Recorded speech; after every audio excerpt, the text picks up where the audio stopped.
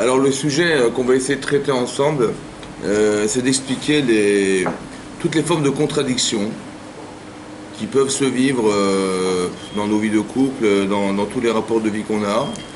Et j'aurais voulu prendre d'abord d'illustrer ça avec, au début, à l'origine, dans la paracha de Bereshit, c'est marqué Vanachash Ayaharum. On dit que le serpent qui était en fait le Satan représenté physiquement par un serpent, il était malin. Mikol Chayat Asadeh, parmi tous les animaux sauvages des champs. Asher Asa Hashem Elokim Vayomer El Aisha. Et donc il a dit à la femme, Av ki amar Elokim lo tochelu mikol ha'etz sagan. Rashi explique peut-être qu'il a dit à Hashem que vous n'avez pas le droit de manger de tous les arbres. Et Rashi explique, il dit que bien qu'il savait pertinemment qu'il les avait vus manger, oui. Rashi dit que Av ki amar, oui, Shema amar, lachem. Peut-être qu'il vous a dit, l'otochelu mikol et sagan. Peut-être qu'il vous a dit de ne jamais consommer de quelques arbres qui soient dans le Gan Eden. Alphabi shera otam ochlim mishar peot. Ouais, bien qu'il ait vu le Satan qu'ils aient mangé des autres fruits des arbres de la terre. Il dit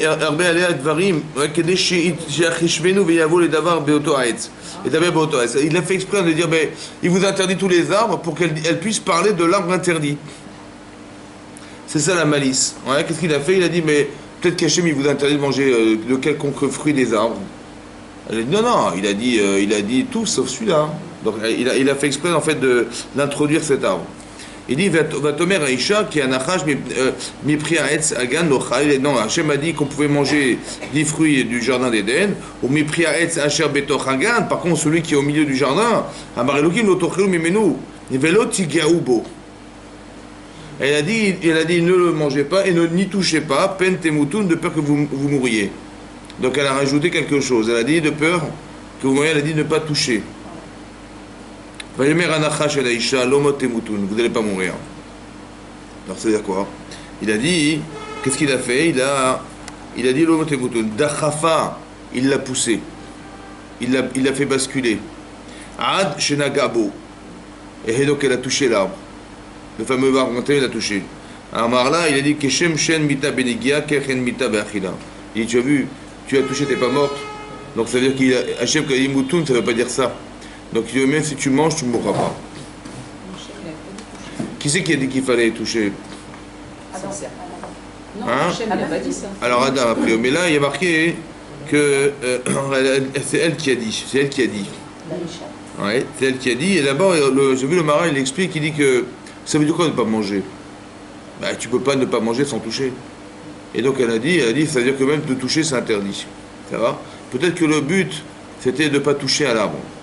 Et lorsqu'elle a vu qu'elle a touché, elle n'est pas morte, alors tout à coup, qui yodé Elokim, parce que c'est Hachem qui biom ochalchem mimenu, parce que lorsque vous allez consommer de cet arbre, Hachem il sait pertinemment venif kecho enechem, et vos yeux s'ouvriront.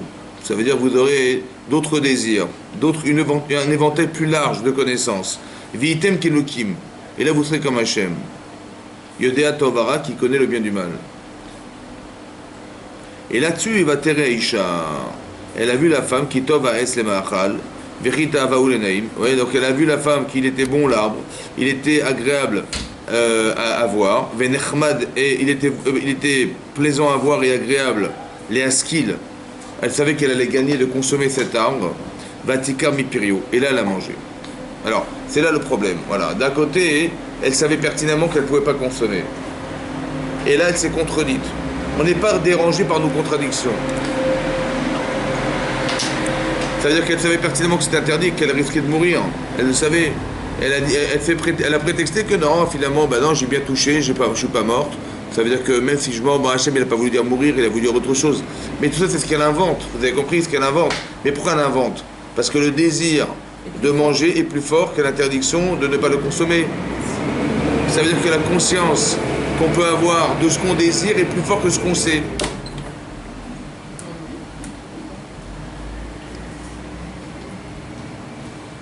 Ça veut dire que c'est pas parce qu'on sait qu'Hachem nous interdit quelque chose que ça va empêcher la personne de transgresser ce qu'elle a envie de faire. Ça veut dire qu'on vit avec des contradictions permanentes. Et c'est important de comprendre comment ça se gère. Alors, c'est marqué aussi dans la Torah ici, que plus tard, il y a eu une histoire entre Caïn et Evel. Chaque Caïn, il a approché un korban, et Evel, il a approché un korban. Oui, et Hachem, il a agréé le korban de Evel, mais le sien, il l'a refusé. Bon, il n'a pas accepté. Donc, Caïn, il est devenu fou, quoi. Il s'est mis en colère, il est devenu blême, parce qu'on lui a fait la honte devant son frère de lui accepter son korban, alors que lui, on lui a refusé, et ça, il n'a pas supporté. Et c'est marqué, Vayomer Caïn et Evel, et il a parlé à son frère, et ensuite il l'a tué. Vayomer Caïn et Evel arrive, il a dit à son frère Evel, on ne sait pas ce qu'il a dit, et ensuite il l'a tué. Et là-bas, hein, dans le Targum Yonatan ben Uziel, il a dit, tu sais quoi, il n'y a pas de jugement, il n'y a pas de juge. Il a renié Hachem. L'Eddin velet Dayan. Il n'y a pas de juge, il n'y a pas de jugement. Et sur ce, Evel a dit, mais bien sûr qu'il y a un juge, il y a un jugement, bien sûr, il est bon, il l'a tué. Ça veut dire qu'on voit que quoi? Que d'un côté, il est capable d'approcher un korban, d'un côté, il est capable d'inventer la notion de korban, c'est lui qui l'a inventé la notion de korban. Et d'un autre côté, il s'est carrément contredit, il a renié Hachem de façon catégorique. Parce qu'il a été affronté, il a été confronté à une situation où il a été mis en affront, parce qu'on a accepté le korban de son frère, et aussi on a enlevé cette vexation-là, elle l'a rendu fou. Et donc il est capable, non pas d'être éclairé, parce qu'il sait d'Hachem, et dire mais non, c'est n'importe quoi, je ne vais pas renier Hachem sous prétexte qu'il m'a refusé mon korban. Vous avez compris? Et là, on voit qu'il a été contredit par cette problématique, et il a été capable de dire à Evel, Leddin velet Dayan, il n'y a ni jugement, ni juge. Comment ça se fait que la lumière que j'ai de la connaissance n'arrive pas à repousser cet obscurantisme qui est en nous, qui est le fait de croire que tout à coup Hachem n'est plus là. Comment ça se fait que la connaissance, elle devrait être assez éclairante? Oui, on dit, quelqu'un qui est lucide, il ne va pas tomber dans des pièges. C'est vrai? Et on voit que non, on peut être lucide et on devient complètement incohérente ou incohérent dans sa vie. Et que c'est parce que... C'est-à-dire comme si on pouvait vivre les deux en même temps. Vous comprenez? C'est pas que l'un repousse l'autre. On dit, mais si tu es cohérente, tu vas pas faire d'erreur. Eh ben non. On voit qu'on peut être d'une cohérence incroyable, comme par exemple Chava, et c'est exactement ce qu'Hachem lui a demandé de faire, elle en rajoute en plus, et quand bien même, elle va aller être capable de se contredire en allant consommer le Hetzadat, alors qu'elle savait pertinemment qu'elle allait en mourir. Et ça, c'est pas grave. Ça veut dire qu'on peut vivre avec les deux. C'est ça que je suis en train de vous expliquer. On peut avec les deux. Par exemple, aussi on voit des incohérences. Une fois, je vous avais dit cet exemple, une fois, il y a deux femmes qui se sont présentées devant Shlomo HaMelech. Oui, une femme, elle avait perdu son enfant, et qu'est-ce qu'elle a été faire? Elle a été prendre l'enfant de l'autre. Et elles sont présentées toutes les deux devant Shlomo HaMelech, et chacune prétendait que c'était son fils. Qu'est-ce qu'il a fait Shlomo? Il a dit, on va le couper en deux. On va pas faire du mi-temps, ouais. On va carrément, vous allez prendre chacun la moitié. Il y a une femme qui a dit, oui, coupez-le. Et l'autre, elle a dit, non, donnez-lui. Bon. De qui il a su qu'elle était la vraie mère? Donnez-lui. Pourquoi l'autre, c'était forcément pas la vraie mère? Si elle c'était son fils, elle aurait pas voulu ça son fils. Parce que celle qui a rien à perdre, qu'est-ce qu'elle va dire? Coupez-le. C'est d'elle qu'il a su. Il a su que l'indifférence, c'est révélateur. Maintenant, imaginez-vous, elle avait réussi. Ça veut dire qu'elle a réussi à voler un enfant. C'est pas le sien, et Shlomo, il s'est trompé. Comment c'est possible qu'elle puisse vivre une vie de mère en sachant que son enfant, c'est un enfant volé? Comment on peut être une mère, une mère sincère, authentique, alors que l'enfant qu'elle a en face d'elle, c'est un enfant qu'elle a volé à l'autre? Parce que c'est l'envie.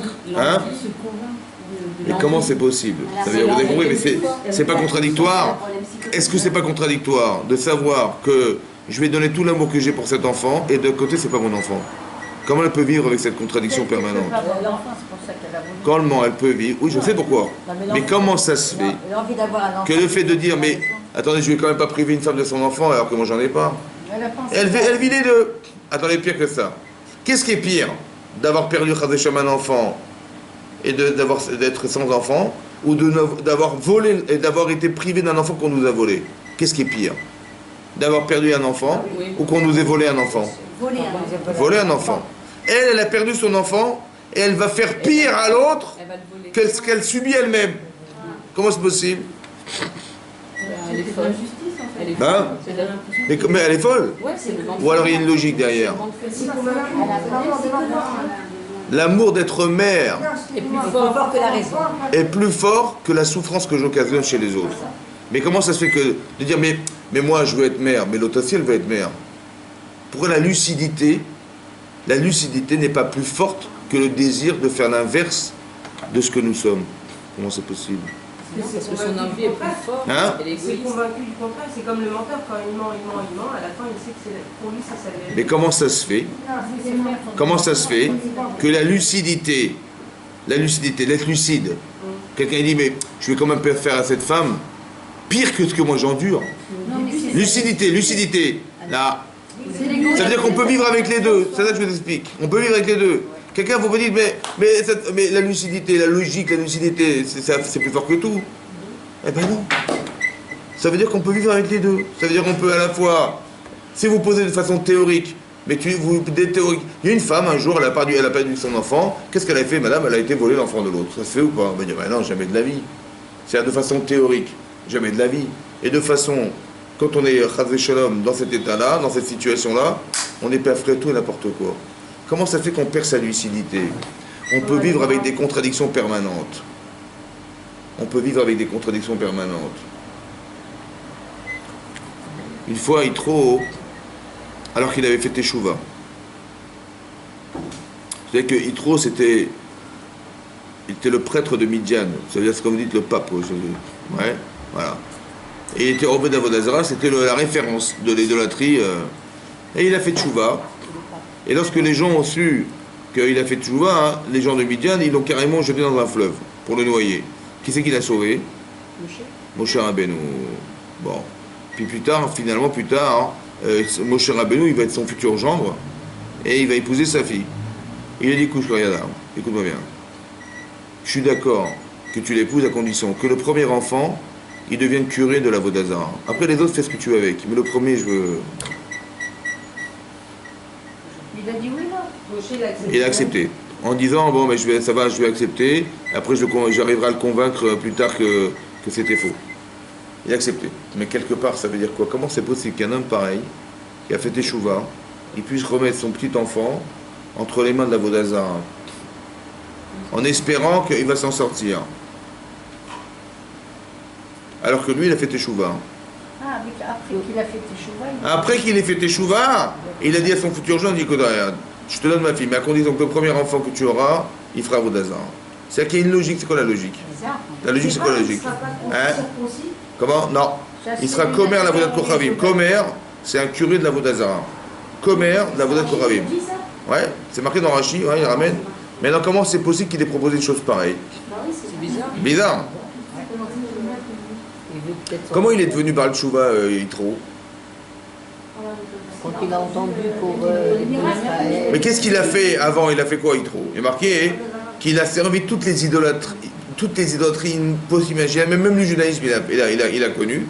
Il a dit, Ataï Adarti, maintenant je sais que Hachem ou Elohim, je sais que c'est lui Dieu. C'est un Rachidim comme il colle, quoi, de tous les dieux. De tous les dieux, parce qu'il a pratiqué toute la Vodazara du monde. C'est-à-dire qu'il a fait un travail spécifique, personnel, de recherche. Et après ce travail, tu peux être sûr que c'est Hachem, c'est Hachem. Il voulait que son petit enfant, il ne soit pas victime de l'éducation de son père. Genre il est devenu religieux parce que papa il a dit il faut faire les mitzvot, mais parce que lui-même il a fait un travail personnel. Voilà ce qu'il a cru. Mais non, il a raison ou tort? Parce qu'on dit je vais mettre mon enfant dans une école goy, et puis après il décidera s'il va être juif ou pas. Bah tu penses bien que les Sarah va s'amuser avec nous ou pas? Bien sûr. C'est pas une démarche a priori. Donc c'est ça l'erreur. Mais comment c'est possible qu'il ait pu penser ça alors que lui il en sort? Comment il peut se contredire? Vous comprenez le problème? C'est-à-dire qu'on n'est pas lucide. Des situations dans la vie où on fait une chose et son contraire. On peut faire Teshuvah en sachant d'où on vient, et on peut proposer à son futur gendre de mettre cet enfant dans la gueule du loup en espérant que de toute façon c'est ça la voie d'Hachem, c'est de se débrouiller, c'est de s'en sortir tout seul, voilà. Mais comment c'est possible? Vous avez compris? On vit avec une chose et son contraire. Mais il avait la conviction aussi que son père Son avait beau-père changé d'avis. Qui? Non. Non, puisqu'il propose. C'est Moshe qui dit Moshe, je vais accepter. Oui, mais en pensant qu'il allait changer. Qui pense qui? Moshe. D'accord. Oui, c'est ce que j'ai dit, Moshe. Mais lui-même, il trouve. Comment il peut proposer une chose pareille? Une chose et son contraire. Une chose et son contraire. C'est-à-dire qu'on apprend ici très chose de très important. C'est que la lumière ne repousse pas forcément l'obscurité. Quand vous êtes dans une salle obscure, vous allumez la lumière, on ne voit plus d'ombre. Dans le physique, c'est vrai, mais c'est pas toujours vrai dans la vie. Ça veut dire qu'on peut vivre avec une chose et son contraire. On peut vivre une chose et son contraire. C'est-à-dire qu'on peut avoir le souvenir du passé ou des acquis dans la vie. Par exemple, un exemple très simple. Quand les Bnei Israël ils sont arrivés devant le Har Sinaï, le rendez-vous qui était le plus important de leur vie, qui était le Matan Torah. On va basculer sur une nouvelle ère, le don de la Torah. Après, ça ne sera jamais comme avant. Jamais. Qu'est-ce qu'ils ont fait ce jour-là? Ils ont fait le veau d'or. Une chose et son contraire. C'est Rabat qui fait tout ça. Ben oui, c'est Sarah, c'est marqué là. Mais comment ça se fait qu'on est manipulé de cette manière? Comment c'est possible qu'ils aient pu faire un veau d'or? Ils ont fait le veau d'or. Comment c'est possible?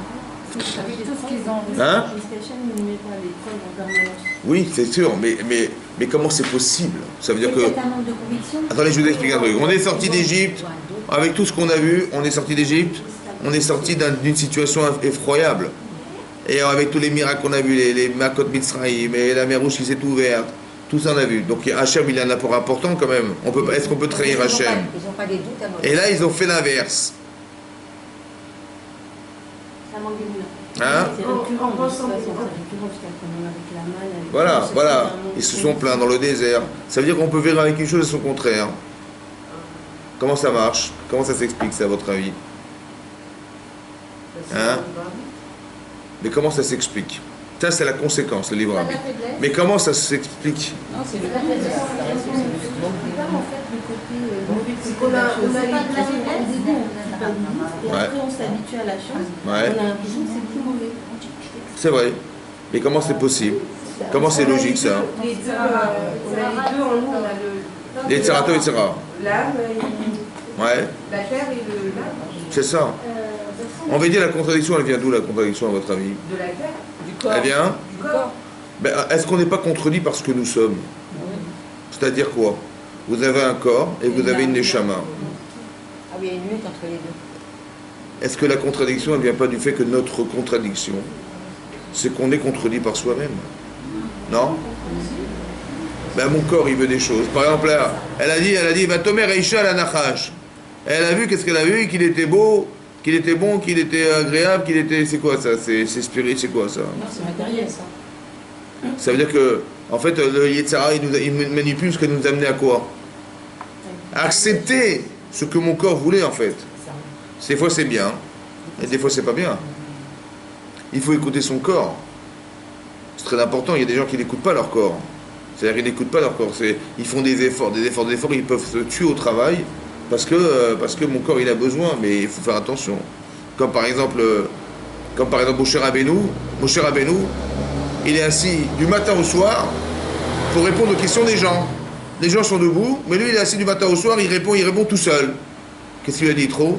Il dit Navol tivol. User, tu vas t'user. Gamata avec Gamam, toi et le peuple.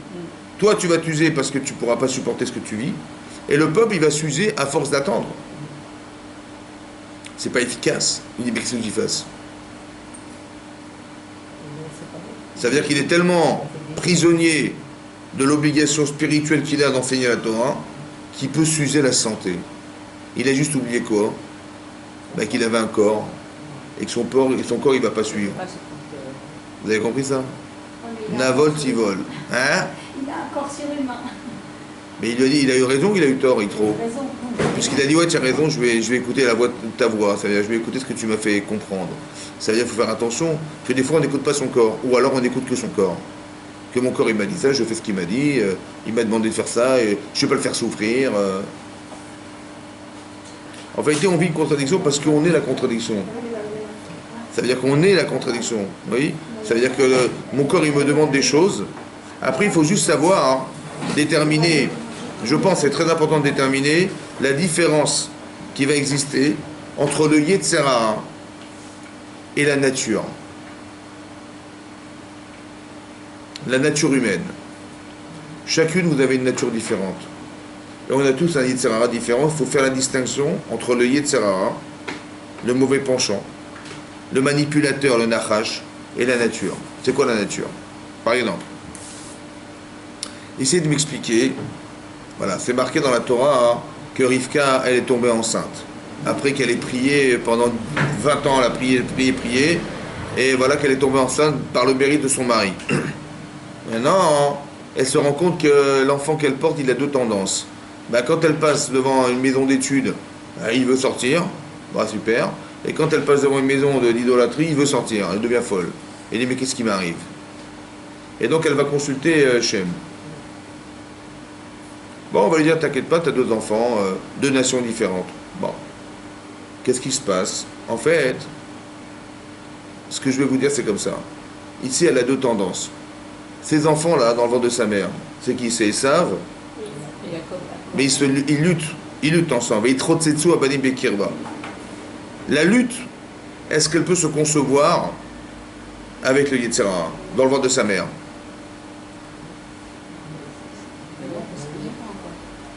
Là-bas, l'Agma, il y a une Mara dans Sanhedrin, d'Afaïn Bet, l'Agma dit là-bas qu'un jour, comment il s'appelle? Antonino aussi, il a demandé à Rabbi deux questions. Il a demandé, dites-moi, Rav, à partir de quand le Yetzer Hara, il rentre dans l'homme? Et à partir de quand le Neshama, elle rentre dans l'homme? Alors il a dit, la Neshama, elle rentre lorsque l'enfant va naître. Dès que l'enfant il sort du ventre de sa mère, la Neshama, elle s'introduit en lui. Voilà, c'est un être humain, et la Neshama, elle pénètre l'enfant. Il a dit, mais, ah bon, mais il dit, ça me paraît difficile à croire. Il dit, pourquoi? Il dit, parce que quand la personne, quand vous avez, je sais pas, vous achetez de la viande, il n'y a plus de nefesh dedans, elle est morte. Combien ça résiste de temps la viande avant qu'elle pourrisse? 72 heures. Voilà, 3 jours, ça dure 3 jours. Après elle pourrit, elle est inconsommable. Pourquoi? Parce que dès l'instant où elle est détachée de son nefesh, de sa conscience d'animal, ça pourrit, ça ne vit pas.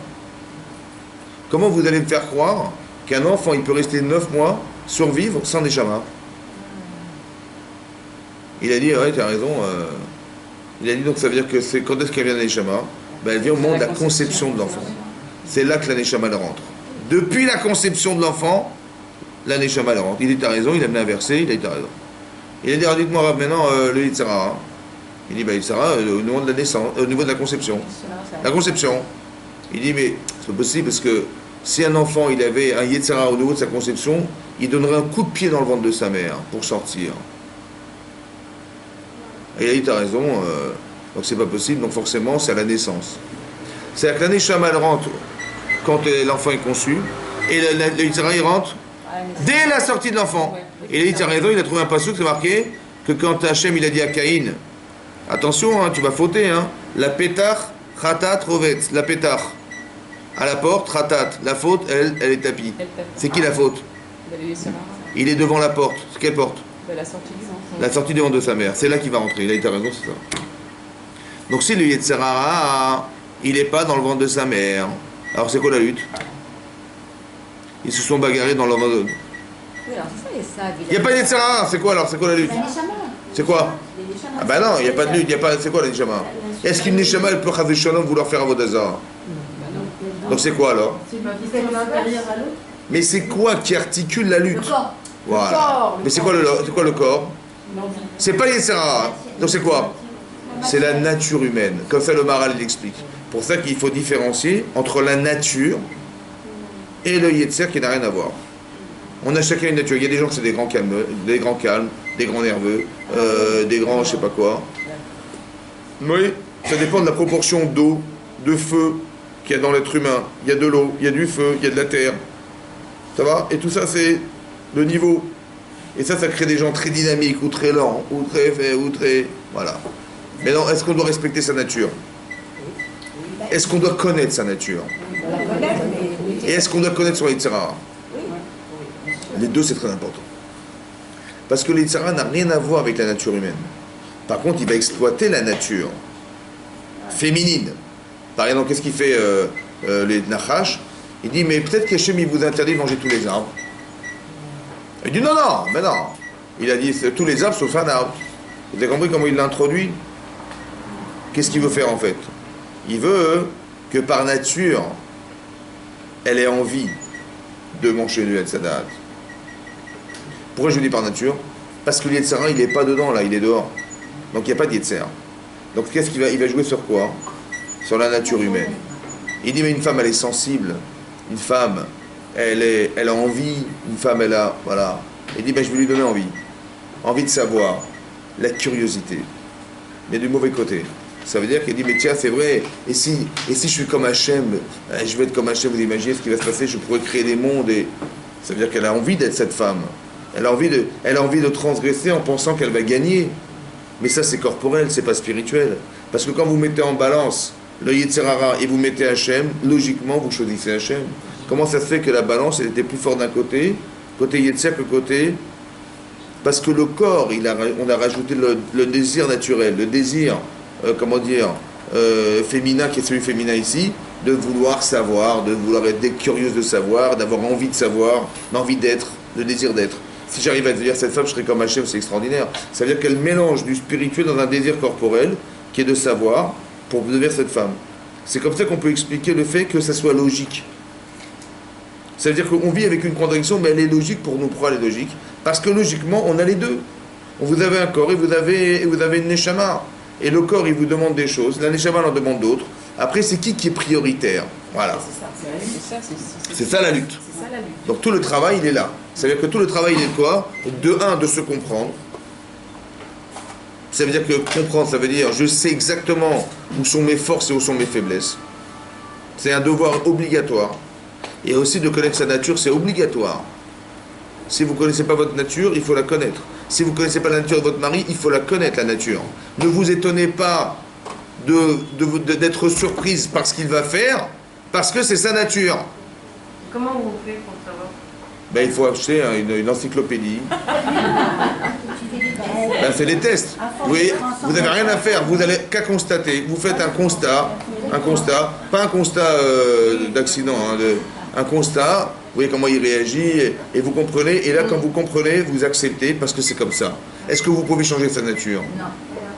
Faut pas rêver. On peut changer les comportements, on peut changer de la pensée, on peut changer le Yetzer Hara, on peut le modifier, on peut ça, mais est-ce qu'on peut changer la nature? Je dis, mais mon mari, ça m'énerve, il est comme un lourdeau, il est comme ça, c'est sa nature, c'est sa nature. Ou alors il me met la pression toute la journée, il est comme ça, fais ça, oh, il me rend fou, moi. Alors la nature, voilà. C'est pas les midotes. La nature, c'est pas les midotes. Mais c'est pas le Yetzer, c'est ça que j'expliquais. C'est pas le Yetzer, il n'y a rien qui a pénétré la personne dans son esprit. Il n'y a que sa nature. Vous voyez? Et ça, il va sortir dehors, il va être un criminel. Il a une nature à être un voleur, un criminel. Donc est-ce qu'il a le choix, ce monsieur? Non. Alors que ça veut dire, alors quoi, c'est ça la vie? Il n'a pas le choix? Il peut travailler, ça. Il peut travailler, c'est pas... Donc si quelqu'un il a une tendance à vouloir voler les gens, sa nature, c'est de ne pas supporter que les autres ils aient plus que lui. Sa nature, c'est d'être toujours le premier. Sa nature, c'est d'être je sais pas quoi. Alors comment il va faire celui-là, le pauvre? Il va se mettre dans un travail. Sinon, on s'en sort pas. Il faut qu'il fasse chouva. C'est-à-dire? C'est quoi sa chouva, lui? C'est de travailler le fait qu'il vole les gens. Non, mais il faut qu'il trouve quelque chose qui est pas... Son travail à lui, c'est quoi? C'est un travail de... Par exemple, c'est marqué que Yitzhak, il aimait quel enfant? Yitzhak. Il aimait pas Yaakov, il aimait plus Esav que Yaakov. Comment c'est possible? Il avait le même tempérament. Et en fait, lui, il arrivait à se travailler, mais il savait pas. Exactement. Qui c'est qui avait un problème d'Yirat Shamaïm? Ben, c'était Esav ou c'était Yaakov? Esav. Et c'est qui la Yirat Shamaïm du clan d'Israël? Ezéou Gibor, c'était qui la Gvora? Ben, c'est Yitzhak. Abraham, c'est le Chesed. C'est quoi le Chesed? Je donne ma vie pour les autres. Qu'est-ce qu'il fait Yitzhak? Il a arrêté. Il a travaillé, il s'est mis en violence personnelle. Il s'est fait violence.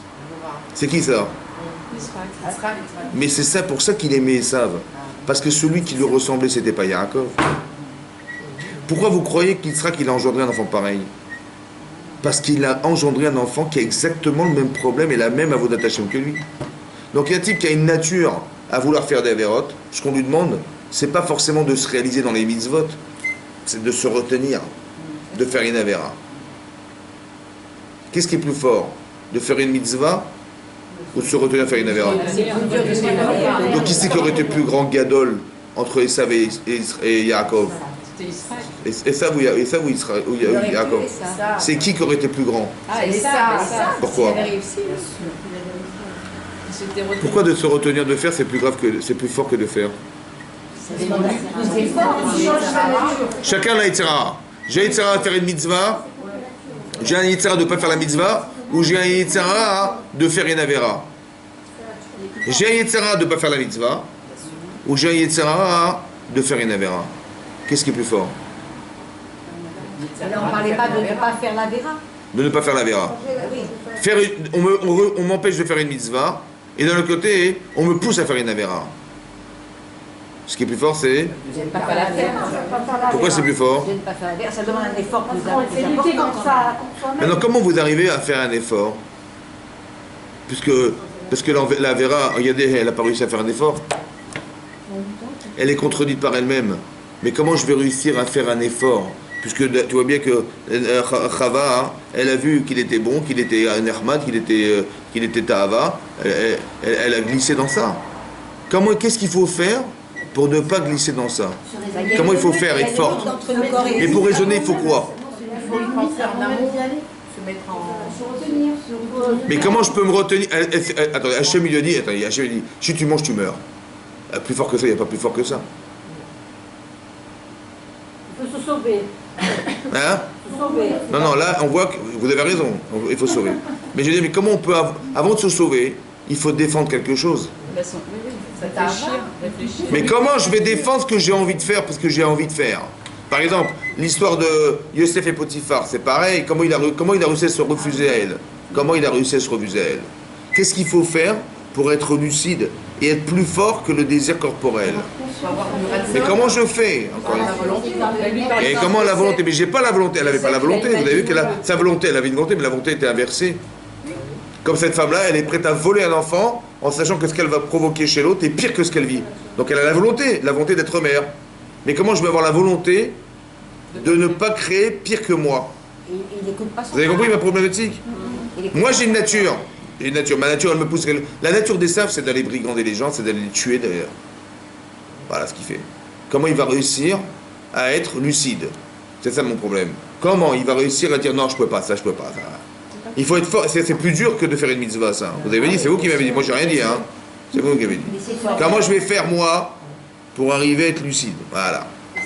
Par exemple, le Seth, il a imaginé le visage de son père pour pas faire. Ouais. Alors ça l'a aidé Mais pour voir le visage, est-ce qu'une personne, quand on va faire une avéra, elle veut voir son papa? Ou elle dit non, je préfère pas le voir, ça me... Non, mais elle va penser à ce qui va se passer après. Comment c'est possible? Voilà, vous avez raison. Là-bas, c'est marqué dans la Gemara. Et c'est marqué dans le Midrash. Dans le Midrash de la Gemara, c'est marqué qu'il a vu le visage de son père, il s'est retenu. Ou alors il a vu le visage de sa mère. Comme ça, c'est marqué dans le Midrash Rabbah. Mais comment il a pu voir son père le jour, au moment où il fait une avéra? Est-ce qu'on pense à son père quand on fait une avéra? Il a voulu fortement pour pas le faire. Mais est-ce qu'on peut voir son père quand on fait une avéra? Non. Comment il a pu voir son père alors? Hein? Comment? Entre nous. Il a imaginé. Comment c'est possible de voir son père? Alors qu'il n'a pas envie de voir son père. Quand quelqu'un fait une avéra, il n'a pas envie de voir Hachem non plus, hein, je vous rassure. Comment c'est possible alors? Il n'a pas écouté son corps, hein? Il n'a pas écouté son corps. Mais comment ça se fait que malgré tout il ait vu son père? C'est ça mon problème. Mais quoi? Travailler quoi? Hein? Vous savez ou pas? Alors on continue. Alors.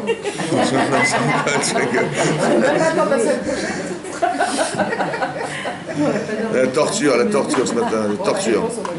Ah, peut-être comme ça, écoutez bien. Combien il faut être maman pour ses enfants? Combien? Hein? 100%. Mais comment vous allez savoir que vous avez été à 100%?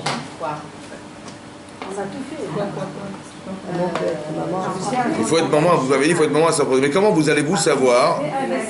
Hein? Mais comment vous allez savoir que votre investissement, il était complet? Par la gratitude de l'enfant. Ça veut dire quoi? Par exemple, Yosef, ici, Yosef, il a pensé à son père. Mais comment ça se fait qu'il a pensé à son père? Parce que son père l'a bien éduqué. Ça veut dire que quoi? Est-ce que c'est un problème de dire la halakha à son fils? Si voilà, je vais te dire la halakha, il ne faut pas fréquenter les filles. Bon, ça suffit ou pas? Comportement. Ouais. Non, et parce qu'il aimait profondément son père. Qu'est-ce qu'il a transmis? Une halakha ou il a transmis autre chose? Non, du cœur. À votre de vie déjà. Il a transmis. Ça veut dire que l'émotion, qu'il a l'amour de son père, L'amour. qui est transcrise dans une halakha, est tellement forte que quand il voit cette femme, il voit son père, il peut Il pas. choisit son père. Ça veut dire qu'il voit qu'il contredit son père.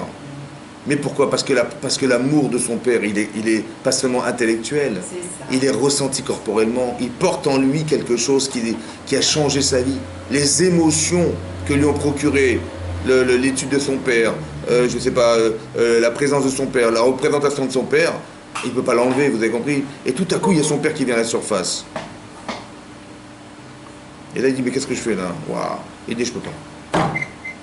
Vous avez compris? Ça veut dire qu'il faut ressentir, il faut qu'on ait développé des notions qui sont fortes émotionnellement, mais qui sont ressenties. Pour que votre corps, au moment où on va faire la vérité, il dit, je peux pas, je suis désolé, je peux pas. Ça doit être tellement fort, en vérité. C'est là que je sais que je suis un vrai père. Pas quand je fais la police. Parce que la police, c'est la loi. La loi, hein, elle est balayée par le désir. Par contre, quand j'ai mis des émotions, j'ai donné de l'amour à mon enfant, je lui ai montré combien c'était valorisant d'être cette personne. Combien, et je suis tellement représentatif dans sa tête de ce que je représente pour lui, que là, il ne peut pas me contredire. Et cette émotion, elle est forte. Et c'est cette émotion qui va contrecarrer une émotion. Ça veut dire que la Torah demande à ce que je ressente physiquement quelque chose, que ma nature, elle soit portée vers une tendance, mais comment je vais arriver à contredire cette tendance? Il faut que ma Torah, ou le limoud, ou bien l'éducation que j'ai reçue de mes parents, oui, c'est ça que je dis que, c'est quoi 100%? Comment je vais savoir que j'étais à 100%? Quand mon enfant, il réagira selon ce que je lui ai dit et pas selon ce qu'il a eu envie. Si j'ai réussi à faire ça, c'est que je suis une vraie maman. Sinon, ben, il a manqué quelque chose, puisque malgré tout ce que je lui dis, et moi je crois qu'il faut simplement lui dire. Vous avez compris? Il faut lui dire, voilà, ça c'est cachère, ça c'est pas cachère, et puis il va se débrouiller dans la vie. Non! Il faut mettre des émotions.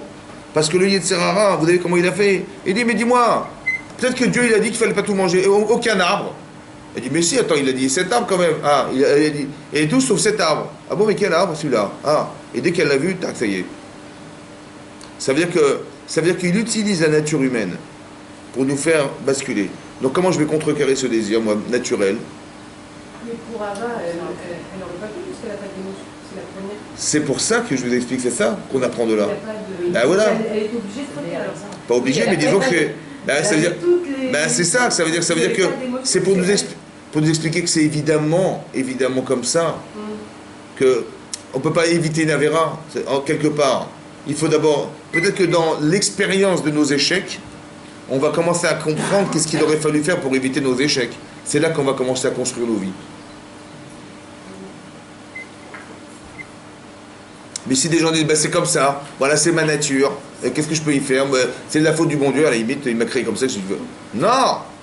C'est pas. Et ça, il ne peut pas dire, ben, ouais, ben, c'est ma nature. Non! Tout ton travail, c'est d'arriver à contrôler ça. Et tout ta mitzvah, tout ton salaire au Lamaba, le Olamaba de Yaakov, c'est d'étudier la Torah sans arrêt, et le Olamaba de Esav, c'est de se retenir de faire des avérotes.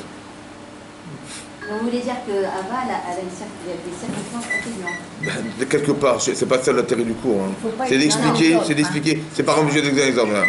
Vous voyez, Yosef, c'est un tzaddik ou pas? Bon, il fait du lachon hara.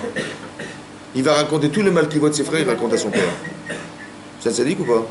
Non, ça va pas fort. Mais non, mais c'est pour le bien. C'est pour le bien qu'il a dû raconter à son Mais j'ai compris, mais c'est une avéra ou c'est une mitzvah? Par exemple, comment elle s'appelle? Myriam, elle a été racontée à son frère ce qu'elle a vu dans le couple de Moshe Rabbeinu. C'est bien ou pas?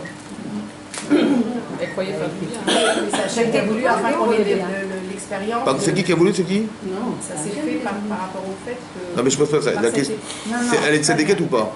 Oui, normalement, oui, c'était ça. Alors, comment elle a fait du lachon hara? c'est qu'elle est... Comment Yosef il a fait du lachon hara? Comment les frères de Yosef, Ils ont dit, écoute, avec ce qu'on a attendu, tu as fait des choses, on ne peut plus te parler. On tombe par moment. Oui, mais ma question, c'est pas ça. La nature était plus forte. Allez, khalas, ma question, c'est pas ça. Ma question, c'est comment on peut être sadikim et l'inverse. Parce qu'à l'époque, on n'était pas conscient justement de la Shonara. Non, mais peut-être qu'il a dit ça pour les deux. Alors écoutez-moi bien, écoutez-moi bien. Écoutez-moi bien, écoutez-moi bien. Yosef, c'est un jeune homme. Vous avez des enfants, vous leur apprenez la Torah. C'est vrai? Vous leur apprenez juste à être cachère, à être respectueux, à être yireshamaïm, à être tout ce que vous voulez. Bon, ils vont sortir dans la rue. Qu'est-ce qu'ils vont voir dehors? Ils vont voir le contraire de ce que vous leur avez dit. Ils vont vous le dire, ça? Par Yosef, il est tellement intègre dans sa vie que quand il voit ses frères, même ce qu'il soupçonne d'eux qui est faux, mais il a tellement peur de ce qu'il soupçonne qu'il va raconter à son père par précaution. Il a fait du lachonara? Il pensait bien faire. Mais est-ce que c'est normal qu'il a fait ça? C'est normal ou pas? Par rapport à ses études, Par rapport à son éducation, non. Donc ne vous étonnez pas que quand vous éduquez vos enfants, ils vont dire du mal des autres. Je dis mais comment tu parles? Ça va pas ou quoi? C'est pas ça que je te dis? Mais c'est pas ça, Chazé Shalom, comment tu parles? Ça va pas? Mais c'est normal. Puisque si vous leur mettez du blanc dans le visage, ils vont voir le noir dehors. L'influence. On va leur faire voir. Non, vous avez compris quoi? Après vous lui dites, mais non, parce que la réaction elle est comme ça. Mais attends, je t'apprends la Torah. Mais comment t'as osé faire du lachonara sur tes propres frères, mais t'as pas honte? Et je peux m'énerver contre lui parce que c'est contraire à ce que je lui enseigne. Mais je dis, mais c'est normal. Parce que quand tu crées quelque chose de beau, évidemment qu'il va voir ce qui est sale. Si vous sortez le jour du mariage de vos enfants avec votre belle robe, ou à votre propre mariage, vous avez une robe de mariée toute belle, toute blanche. Bon. Et que vous allez sortir vers la choupa, et dehors, il y a peut-être des flaques d'eau, je ne sais pas moi, et des flaques de... Vous avez peur ou pas de vous salir? Ici, il y a des taches sur la robe, alors comment on va faire? Bon. Mais si vous sortez de la cuisine avec votre tablier et que vous salissez, c'est pas grave. Mais si vous êtes toute belle avec le maquillage et les robes blanches et tout ça, vous avez peur de vous faire des taches. Mais c'est pareil, quand vous enseignez, quand vous voyez vos enfants qui sont des tzadikim, mais ils vont risquer de tomber dans le panneau de quoi? Mais du contraste. Mais c'est normal, vous avez créé du bien, ils vont voir le mal. Après vous dites, mais comment tu parles? Ça va pas. Mais c'est normal. Vous comprenez ou pas? C'est normal. Ça veut dire qu'il faut comprendre la nature. Vous avez créé quelque chose. Maintenant, il n'a pas l'expérience de la contradiction, lui. C'est pour ça qu'il n'ose pas dire. Vous comprenez? Il ose dire. Je dis, mais comment tu oses dire? Mais ça va pas ou quoi? Ou elle voit que Myriam, elle a sauvé le couple de son père, et que grâce à ça, à cette réconciliation, il y a eu Moshe Rabbeinu. Et le produit de ce qu'elle a réalisé en solutionnant le couple de son père, il se sépare de sa femme comme son père. Mais elle devient folle. Vous comprenez ou pas? Elle dit, mais mon frère, il fait exactement la même erreur que mon père. Donc elle va tout de suite, instantanément, voir son frère. C'est normal ou pas? Mais c'est le problème, c'est quoi? C'est que je suis tellement sûr, ou j'ai tellement de satisfaction personnelle d'avoir réalisé que mon père il s'est réconcilié avec sa mère, et qu'ils ont été capables de créer Moshe Rabbeinu, et que Moshe est monté sur mon Sinaï grâce à moi, que cette satisfaction elle est plus forte que tout. Et donc on peut tomber dans des panneaux de satisfaction personnelle en disant Baruch Hashem, Dieu il m'a proposé une autre situation, la même que mon père, et je vais encore faire la mitzvah. Et elle ne va pas réfléchir. Et en ne réfléchissant pas, elle va faire une bêtise. Mais ça veut dire qu'on peut être piégé même par des intérêts personnels qu'on a réalisés dans les mitzvot. Regardez la manipulation du Yetzer Hara. Il faut avoir peur de dire parce qu'on ne sait jamais. Vous avez compris ce que je veux dire? Pourquoi c'est comme ça? Pourquoi il faut avoir peur? Parce que rappelez-vous qu'on est toujours la conjugaison de deux êtres contradictoires. Vous avez un corps et vous avez une neshama. C'est possible que ce qui vous parle, c'est pas des Tsaratov. C'est des Tsarat. J'ai peur de dire, j'ai peur. Ça veut dire que même quand je suis satisfait d'un truc, c'est possible qu'on l'utilise contre moi. Vous avez compris ce que je veux dire? C'est ça. Vous dites, mais il a été de dire le mal de ses frères, mais évidemment il veut sauver ses frères, il veut dire à son père, voilà, c'est à toi de t'occuper de tes enfants. Il a voulu bien faire, il a fait la chonara, il s'est trompé, c'est Moutsemra, carrément. Ça veut dire que, mais la contradiction elle s'explique. Vous avez compris ce que je veux dire? Mais alors quand je l'ai compris, je m'énerve ou pas? Ben non, j'ai dit, bah oui, ben c'est normal, parce que je lui ai appris le bien, il va voir le mal. Donc je dis non, bah, ça mon chéri, non, je t'ai pas appris la Torah pour te couper des autres. Donc je raisonne différemment. Mais je vais pas dire, mais comment t'as osé parler de ça? Ça dit que c'est quand t'apprends à l'école, c'est comme ça que tu parles. Je peux m'énerver contre lui. Mais non, il faut que je comprenne que de nature, j'ai construit quelqu'un qui va être confronté à la différence de ce que je lui ai mis dans la tête. mais ça a double tranchant ce que vous dites. C'est pour ça qu'on fait la cour, on a fait cours. Non, mais parce que ça veut dire que on accepte qu'il fasse de la génération. Non, j'ai pas dit ça, du tout. J'ai dit, écoutez-moi bien, j'accepte son comportement. Maintenant, je lui dis, tu sais, je t'ai pas appris la Torah pour aller te couper des autres. Parce que quand tu fais du Lachon Hara, qu'est-ce que tu fais? Tu dis, non, c'est pas fréquentable. Je dis, c'est vrai, ce que tu as dit, c'est vrai. Mais attention, parce que la conséquence de ce que tu dis, c'est que l'autre n'existe plus. Non. Plutôt que de dire, non, l'autre, il est rachat, et moi, je le suis pas, j'aurais tellement préféré que tu dises, le pauvre, il ne sait pas. Moi, je suis éclairé, je veux apporter de la lumière à ceux qui ne savent pas. Ça, c'est différent. Je t'ai pas pris la Torah pour créer des contradictions. Je t'ai pas créé la Torah pour créer des fractures sociales. Je t'ai pas donné la Torah pour que tu dises, lui, il est rachat, moi, je ne le suis pas. C'est pas ça. Donc, je dis, c'est un constat, effectivement, mais c'est logique, parce que quand vous sortez de chez vous, vous êtes belle, vous n'avez pas envie de vous salir. C'est comme ça. C'est pareil, je lui ai appris à être beau, c'est normal qu'il n'a pas envie de se salir, c'est normal. Donc, je dis pas, ah, mais comment tu parles comme ça? Non, c'est normal. C'est normal. Mais non, c'est normal parce que la contradiction, il va la gérer, lui. Et comment il va la gérer? Alors je lui dis, écoute, maintenant, tu as été passé une étape de ta vie où tu constates que dehors, quand vous voyez un enfant, un juif qui n'a pas de kippa sur la rue, pour lui, c'est un goy. Il dit, ah, regarde, papa, voilà, il n'y a que des goys. Mais non, comment vous avez expliqué la différence? Donc il croit qu'un juif, c'est quelqu'un qui a une kippa sur la tête. Mais qui c'est quelqu'un qui a c'est forcément pas un juif, puisqu'on a une kippa sur la tête. Il est logique. Je dis, mais comment tu parles? Comment tu parles mais c'est ton oncle ou je sais pas quoi? Comment tu vois pas que c'est ton oncle?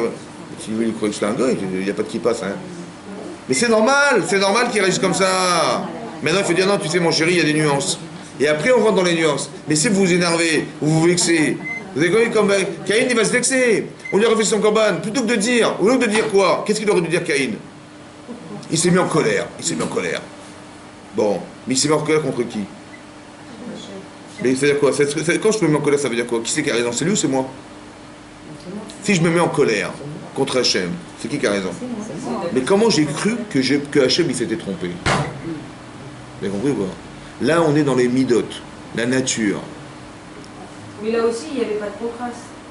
Il y avait un contraste, parce qu'il ne m'a pas respecté, Hachem. En refusant mon korban, il m'a fait la honte devant mon frère, il ne m'a pas respecté. Le fait que lui, il ait eu honte, c'est le fait qu'il n'y avait pas de nuance, il n'avait pas d'exemple avant. Si. L'exemple, c'est ça. Qui c'est qui lui dit qu'il s'appelle Caïn? C'est bien. Très bien. Mais pourquoi elle l'appelait Caïn? Rachid dit pourquoi. Elle a dit à son fils, Kaniti ish et Hachem. J'ai acquis un homme avec Hachem. Kaniti ish. Rachid dit c'est la contraction de Caïn. Tu es le premier enfant né d'un couple. Le premier enfant né du couple. C'est-à-dire que lui, il pense qu'il est quoi? Il est numéro 1. Ouais. Donc Hachem, il peut me refuser ou pas? Non. Et comment ça fait qu'il a donné un numéro 2? Vous avez compris ou pas? C'est ça la contradiction. Comment? Il a refusé le corban de l'Éden parce qu'il n'a pas fait avec son cœur. Ça, c'est ce que vous savez et ce qui est vrai. Mais lui, est-ce qu'il a pensé comme ça? S'il avait pensé ce que vous dites, il aurait dit, ouais, j'ai fait une gaffe. Ouais. Mais qu'est-ce qu'il a fait? Il s'est énervé. Et c'est quoi l'énervement? Il a tué son frère. C'est la jalousie. C'est quoi l'énervement? C'est de ne pas comprendre qu'en face de lui, c'est Hachem. J'ai manifesté un mécontentement. Mais attends, mais à qui tu parles là? Tu parles d'Hachem. Mais comment tu peux croire qu'il s'est trompé, Hachem? Au lieu de dire, waouh, il a refusé, j'ai dû faire une gaffe. J'ai dû me tromper. Mais mon frère, s'il a été accepté, c'est qu'il a dû faire quelque chose de différent. Il va voir que c'était différent. Il aurait appris quelque chose ou pas? Mais non, il ne peut pas. Parce qu'il est numéro 1. On ne peut pas prendre un numéro 2. Ça, c'est quoi ça? C'est de la nature. Il est de nature à être un... On m'a dit que j'étais numéro 1. Donc ça veut dire que j'accepte que ce que je suis. Donc je ne peux pas être numéro 2. Donc forcément, Hachem, il a eu tort. Il m'a vexé. Mais non. On t'a pas demandé d'être numéro 1, on t'a demandé de devenir numéro 1. Tu es l'aîné. Vous avez compris? Une fois j'ai expliqué avec ça, j'ai expliqué comme ça. Quand l'enfant il est né, il est numéro 1. C'est le premier enfant né. Pourquoi il faut faire Pidyon Bechor à votre avis? Pourquoi, à votre avis, il faut racheter la Bechora de son fils au Cohen? Intellectuellement, je parle pas à l'achik. Parce que quand on est Bechor, quand on est premier enfant né, on a la pression du premier. La pression du premier. À chaque fois qu'il y a un problème, on va y avoir le premier. Et lui, il sait qu'il est numéro 1, il est responsable. Il dit, écoute, ta Bechora, je te l'achète. Je t'enlève la pression du numéro 1. Ça veut dire que je te demande pas d'être numéro 1, je te demande de devenir numéro 1. C'est pas pareil. Tu dis, mais quoi, tu crois que c'est un acquis? Tu es numéro 1. Je dis, mais non. Elle dit, mais comme je suis numéro 1, comment Hachem il a accepté numéro 2? C'est pas possible. Si tu n'es pas numéro un, tu dois devenir numéro un. C'est pas pareil. Donc il faut expliquer aux enfants que tu es Bechor, ça va? Je te demande quelque chose, je te rends responsable pour que tu deviennes cet enfant. Mais pas que tu es cet enfant, tu n'es pas. Vous comprenez ce que je veux dire? C'est comme nous, on est juifs. On leur est d'un poids, c'est ça? Mais évidemment. Le poids du numéro un, ça veut dire que le poids de croire que c'est parce que... comment maman, elle donne plus de faveur? Pourquoi vous croyez qu'un enfant qui est né, il va haïr son petit frère et sa petite sœur? Il va lui arracher les cheveux direct. Parce que moi, c'est moi le premier enfant né, mais mes parents ils sont à moi, et tout est à moi, et mon grand-père il est à moi, et on lui fait des bisous, monsieur, et moi, zéro. Et ma chambre on l'a coupée en deux, et maman, des fois, elle lui donne mon lit, ça va pas ou quoi? On arrache les cheveux. Parce qu'il est de nature, il ne s'est pas nuancé, donc il est numéro un. Vous comprenez ce que je veux dire? Il ne peut pas y avoir personne. C'est un intrus, l'autre, il m'a piqué ma mère. Il y a aussi la gava aussi. Mais c'est après la gava. Vous avez compris? Déjà, c'est une nature. Il est de nature à être un numéro un, il le sait. Ses parents sont à lui, sa maison est à lui, tout est à lui, sa chambre est à lui, ses jouets sont à lui, tout est à lui. C'est nature. Ramineorav. Ramineorav squara. Mauvais de. Pourquoi il est mauvais? Parce qu'il ne sait pas partager. Il sait que recevoir. Mais ça, tu ne peux pas l'enlever, c'est une nature, c'est la nature de l'enfant. Donc il faut que tu lui apprennes, et tu acceptes cette nature déjà. Pas dire, mais comment il se comporte, il lui arrache les cheveux, mais quelle honte. Mais il faut comprendre, il est de nature. Pourquoi ça n'existe que chez les garçons? Hein? Mais aussi on souffre en tant qu'aîné, enfin fille aînée. Mais c'est pareil, c'est auto-navarre. Pourquoi le rachat des connes alors ne se fait pas pour les garçons? Ah, peut-être qu'une fille, Si vous pouvez je pense qu'une fille, comment dire, peut-être que le fait qu'elle soit née de quelque chose. Une femme, elle est née d'un homme. Alors de nature, elle sait qu'elle est née d'autre chose. Un enfant, il est né de rien. Un garçon, nekeva en hébreu, c'est quoi nekeva? Hein?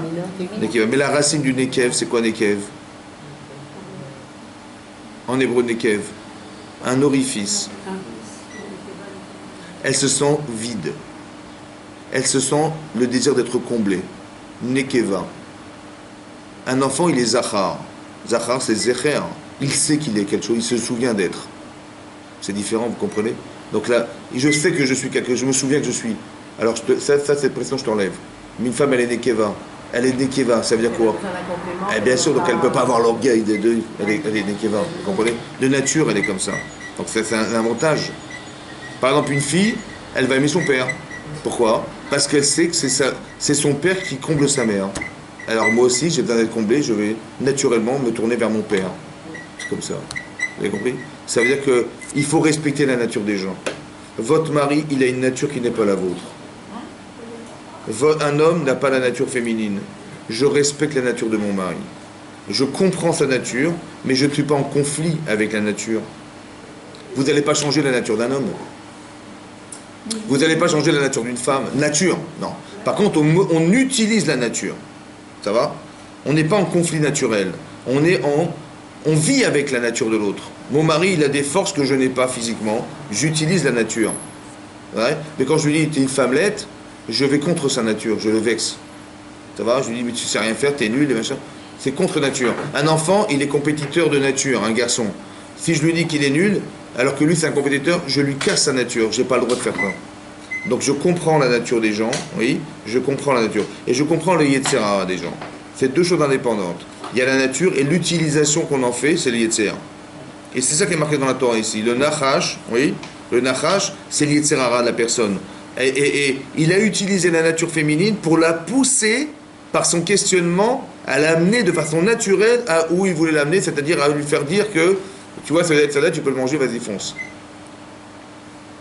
Et ça, faire attention, il faut connaître sa nature.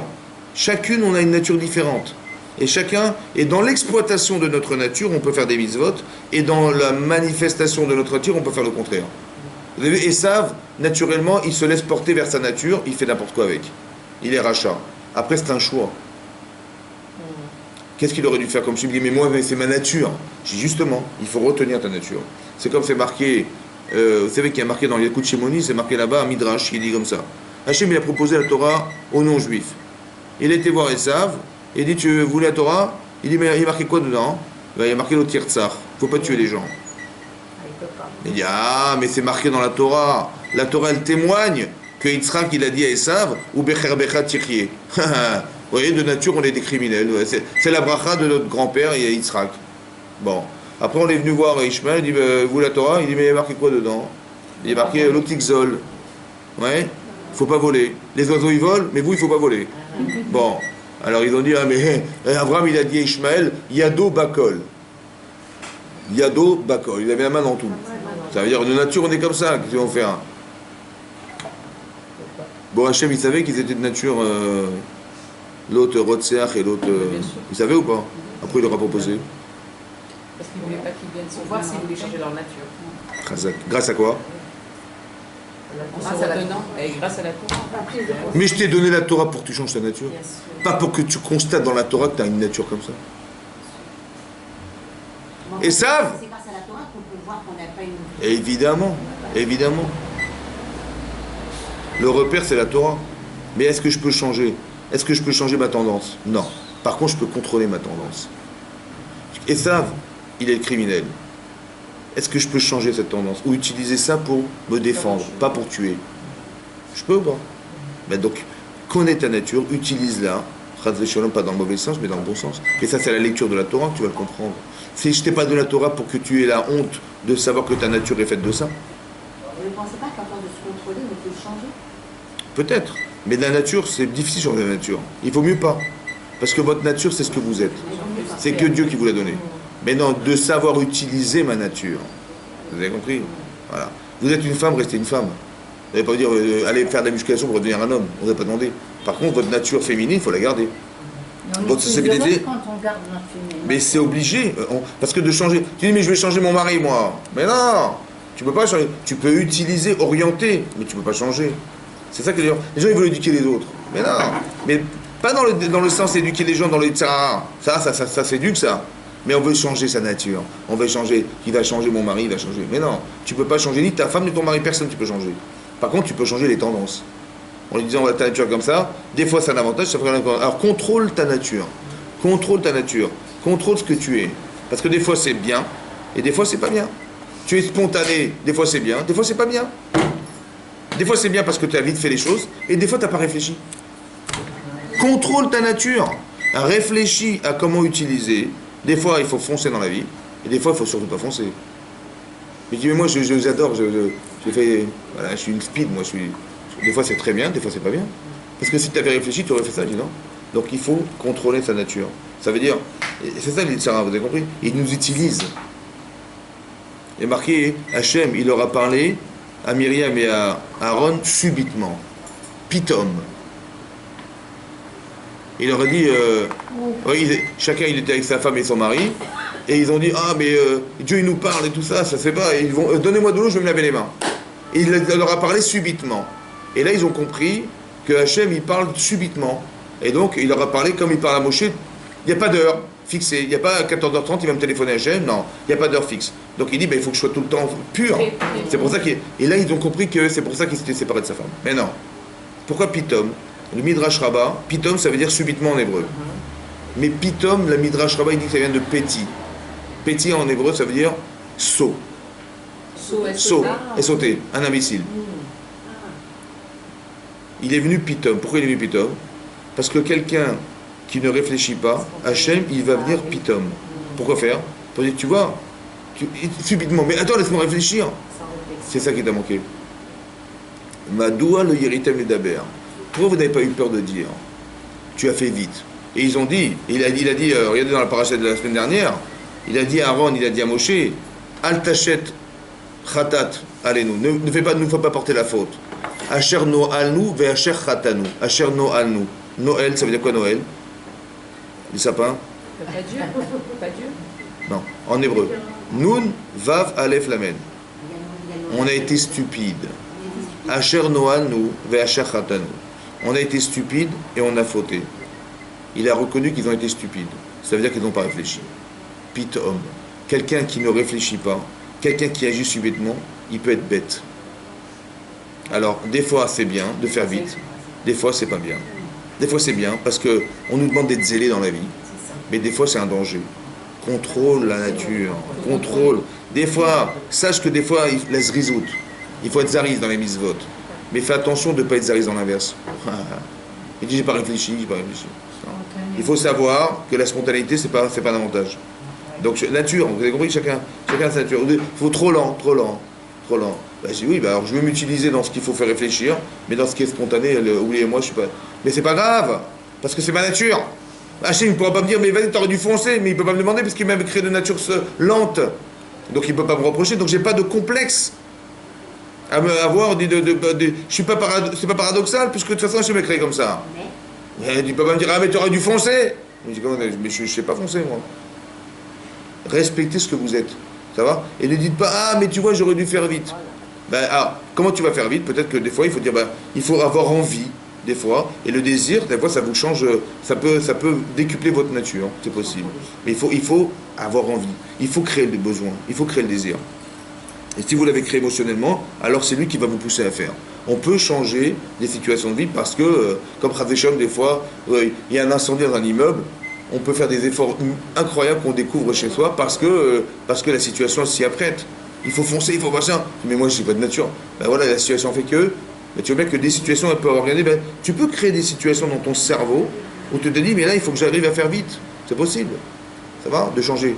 Mais de nature, je me connais. Donc, il faut absolument détailler la nature de sa propre nature pour pouvoir accéder dans sa vie à des situations où je sais que je peux, là, je peux pas. Mais quand je connais rien, on peut tomber dans ces panneaux, le panneau de Chava. C'est ça qu'on apprend dans la Torah, qu'il y a la nature et il y a les Yetzirah. Et en couple, c'est très important de le comprendre. En couple, c'est très important de comprendre qu'il y a une nature féminine qu'on respecte. Il y a une nature masculine qu'on respecte. La nature masculine, nature féminine. Et ça, on ne dit pas, mais comment il se comporte, comment il truc. Et quand il rentre à la maison, le monsieur va dans sa chambre, il va jouer à l'ordinateur. Mais attends, il n'a pas vu qu'il faut s'occuper de la maison, il y a les enfants. Nature. Quand il rentre à la maison, monsieur, il est fatigué. Voilà, fatigué. Il faut qu'il aille se reposer. Mais une femme, elle a un deuxième métier, c'est de s'occuper de sa maison. C'est son deuxième métier. Elle travaille et elle rentre à la maison. C'est la nature. Alors on dit, mais comment il est. Mais il y a des gens qui me disent, je vais divorcer parce que mon mari, il se fout de la tête. Il rentre, il ne s'occupe pas de moi. Je dis, mais c'est sa nature. Tu ne vas pas te battre contre la nature. Par contre, tu peux l'associer en disant, en lui apprenant, en lui disant, sensibilité associative, en disant, écoute, tu vois, j'ai besoin de toi. Tu vois, ça m'aurait fait tellement plaisir que tu remarques. Et là, il va se sensibiliser parce qu'on l'a respecté. On a compris et accepté sa nature. Et là, on lui dit, écoute, il faut que tu sois plus participatif. Et là, il va se faire un plaisir que quand il rentre, il ne sait peut-être pas forcément quoi faire, mais il va demander qu'est-ce que je peux faire. Au moins, il va devenir réactif. Mais pas comme dit, mais tu m'as rien dit. Mais attends, tu m'as rien dit. Moi, j'ai rien fait. Tu m'as rien dit. Il fallait le dire. Je n'ai rien à te dire. Tu vois, tu constates. C'est la nature. Vous avez compris? Quand vous comprenez la nature des personnes, vous comprenez la réaction qu'il faut avoir. Mais si vous comprenez la nature, vous allez vous fâcher contre ce qui se passe en pensant qu'il est de votre nature. Mais moi, quand je m'occupe des enfants, je m'occupe de faire la cuisine, je m'occupe de... Voilà. Mais je dis, mais c'est un homme, il n'a pas cette nature. Respecter la nature des gens, c'est très important. Ça permet de comprendre et de réagir de façon juste et pas de façon incohérente. Parce qu'on vit avec des incohérences toute la journée, c'est comme ça. Razak ou... Merci beaucoup. En fait, la nature, je voulais vous dire une chose. Oui. Vous dites qu'il ne faut pas faire de